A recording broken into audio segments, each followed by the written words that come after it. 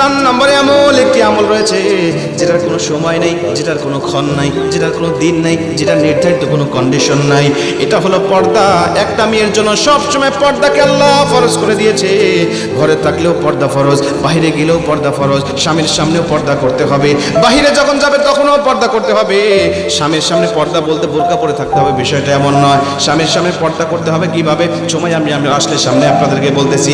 তবে স্বামী যেভাবে দেখলে খুশি হয় সেভাবে একজন স্ত্রী থাকবে।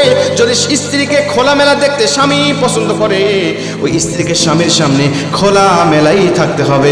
জোরে কোন সুবহানাল্লাহ। وإذا قيل لهم آمنوا كما آمن الناس قالوا أنؤمن كما آمن السفهاء ألا إنهم هم السفهاء